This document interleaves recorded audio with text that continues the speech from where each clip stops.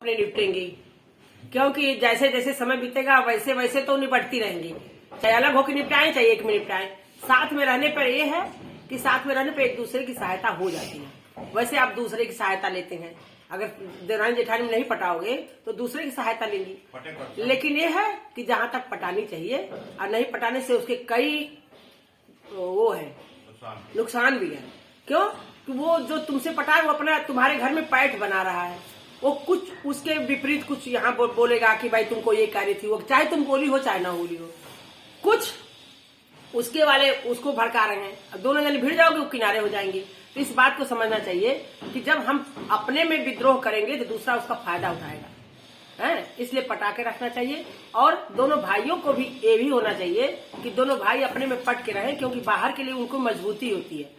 अगर भाई भाई एक दूसरे को सामने से विरोध करेंगे तो कोई भी आकर के उनको धमका जाएगा, नहीं तो सोचेगा उनके चार हैं तो चारों भाई हमारे साथ अगर खड़े हो गए, हमारे खिलाफ खड़े हो गए तो फिर वो भाग जाएगा।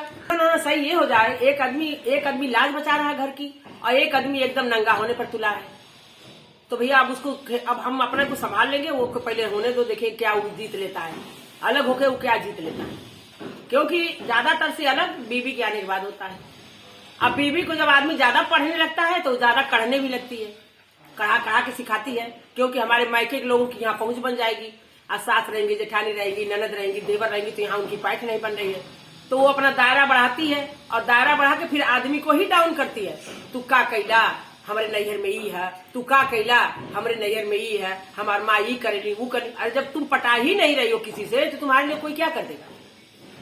तो इसलिए सबसे पहले अपनी बीवी को समझो कि मेरी बीवी चालूपना में हमको अलग कर रही है, क्योंकि है तुम्हारा परिवार, उसका परिवार तो छोड़ के आई है, वो अपनी इज्जत तो चौराहे पे छोड़ के आई है, अपनी मोह ममता अब तुम्हारे में वो लगी पड़ी है। तो इसलिए आदमी को समझना चाहिए कि ये हमको अगर चढ़ा रही है तो मैं ही अकेला पड़ रहा हूँ और ससुराल के लोगों की पैठ बन जाएगी और उसके बाद ससुराल वाले तुम्हारी कमाई आड़े आड़े ले जाएंगे। और हमारे भैया देना तो हमारी भतीजी देनी तो हमारा भतीजा देना, कुछ नहीं। जिस दिन जब आदमी नहीं रहता तब उनकी असलियत मालूम हो जाती क्या तुमको मिल रहा है। ओके।